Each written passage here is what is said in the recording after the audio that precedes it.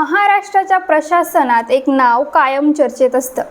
कडक शिस्त, zero tolerance आणि कोणत्याही राजकीय दबावाला न झुकणारी कार्यपद्धती म्हणजेच IAS अधिकारी तुकाराम मुंढे.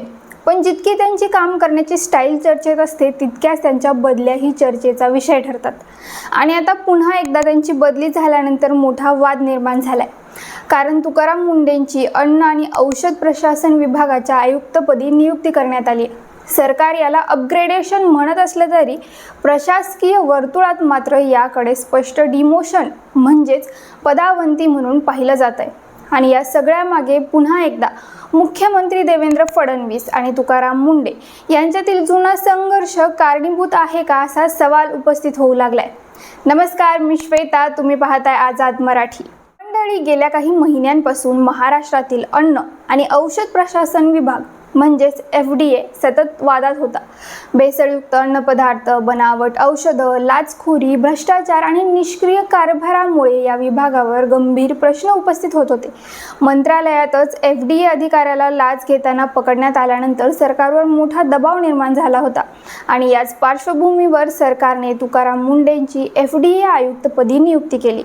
पहिल्या नजरेत ही मोठी जबाबदारी वाटत असली तरी IAS अधिकाऱ्यांच्या प्रशासकीय व्यवस्थेत या पोस्टकडे वेगळ्या नजरेने पाहिलं जातं. कारण 21 वर्षांची सेवा पूर्ण करून मंत्रालयात सचिव किंवा प्रधान सचिव स्तरावर काम करणाऱ्या अधिकाऱ्याला पुन्हा फील्ड पोस्टिंगवर पाठवणं हे प्रशासकीय संकेतानुसार डाऊनग्रेड मानलं जातं. विशेष म्हणजे मुंढेंपूर्वी FDA आयुक्त पदावर 2014 बॅचचे अधिकारी श्रीधर दुबे कार्यरत होते.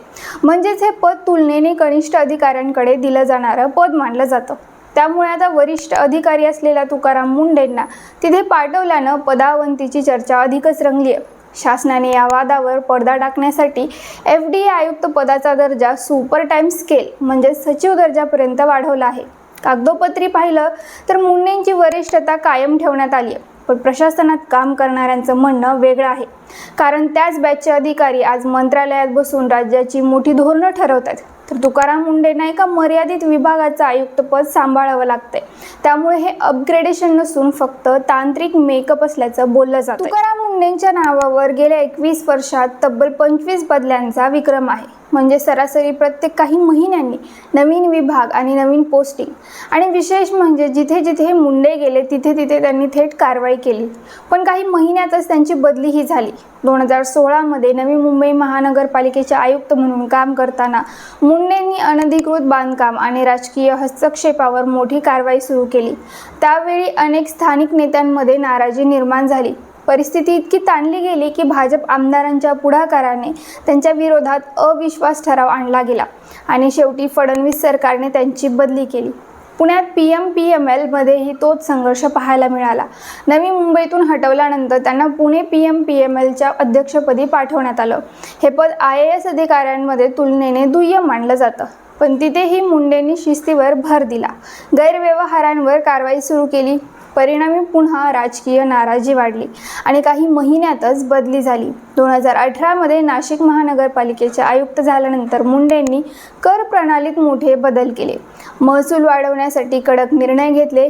मात्र स्थानिक लोकप्रतिनिधी आणि महापौरांसोबत त्यांचे वाद उफाळले. अनेक तक्रारी थेट मुख्यमंत्र्यांकडे पोहोचल्या आणि अवघ्या 11 महिन्यात त्यांची पुन्हा बदली करण्यात आली. नाशिक नंतर त्यांना मंत्रालयातील नियोजन विभागात संयुक्त सचिव पदावर पाठवण्यात आलं. प्रशासनात हे पद तुलनेने कमी प्रभावाचं मानलं जातं. त्यामुळे मुंढेंना जाणीवपूर्वक साईडलाईन केलं जात असल्याची चर्चा त्यावेळी झाली होती. महाविकास आघाडी सरकारच्या काळात तुकाराम मुंढेंकडे आरोग्य सेवा आयुक्तासारखं महत्त्वाचं पद होतं. मात्र 2022 मध्ये सत्ता बदलल्यानंतर अवघ्या काही महिन्यात त्यांची तिथून उचलबांगडी करण्यात आली. त्यानंतर बराच वेळ ते नियुक्तीच्या प्रतीक्षेत राहिले. काही दिवसांपूर्वीच त्यांची मदत व पुनर्वसन विभागाच्या प्रधान सचिवपदी नियुक्ती झाली होती. पण ती अचानक रद्द करण्यात आली आणि आता त्यांना FDA मध्ये पाठवण्यात आले. त्यामुळे आता प्रश्न उपस्थित होतोय, तुकाराम मुंढेंना पुन्हा मंत्रालयाबाहेर का ठेवलं जात आहे? तुकाराम मुंढेंची प्रतिमा ही नो नॉनसेन्स ऑफिसर अशी आहे. नियम मोडणाऱ्यांवर थेट कारवाई, भ्रष्टाचाराला विरोध आणि राजकीय दबाव झुगारून निर्णय घेणं ही त्यांची शैली. पण अशीच कार्यपद्धती अनेकदा राजकीय नेत्यांसाठी डोकेदुखी ठरते. कारण स्थानिक पातळीवर चालणारे व्यवहार, राजकीय दबाव आणि प्रशासनातील तडजोडी यांना मुंडे कधी जुमानत नाहीत, अशी त्यांची प्रतिमा आहे. यामुळेच फडणवीस सरकारच्या काळात त्यांना वारंवार दुय्यम पदांवर पाठवलं गेलं का, हा सवाल आता पुन्हा चर्चेत आलाय. आता सगळ्यांच्या नजरा FDA विभागावर लागल्या आहेत. भेसळयुक्त दूध, बनावट औषधं, नकली मसाले, रसायनयुक्त मिठाई आणि लाचखोरीच्या आरोपांनी गाजणाऱ्या या विभागात तुकाराम मुंडे कोणते निर्णय घेतात, कोणावर कारवाई होते आणि भ्रष्ट नेटवर्कवर किती मोठा हातोडा पडतो हे पाहणं महत्त्वाचं ठरणार आहे. सोशल मीडियावर तर आधीपासूनच चर्चा सुरू झाली आहे. भेसळखोरांनो सावध राहा, आता तुकाराम मुंडे आले आहेत. तर तुकाराम मुंडेंची ही बदली खरंच प्रशासकीय गरज आहे की पुन्हा एकदा त्यांना साईडलाईन करण्याचा प्रयत्न आहे? FDAमध्ये मुंडेंची एंट्री महाराष्ट्राच्या प्रशासनासाठी गेम चेंजर ठरेल का? तुमचं मत आम्हाला कमेंटमध्ये नक्की सांगा. व्हिडिओ आवडला असेल तर लाईक करा, शेअर करा आणि अशाच सखोल विश्लेषणांसाठी आझाद मराठी चॅनलला सबस्क्राईब करायला विसरू नका.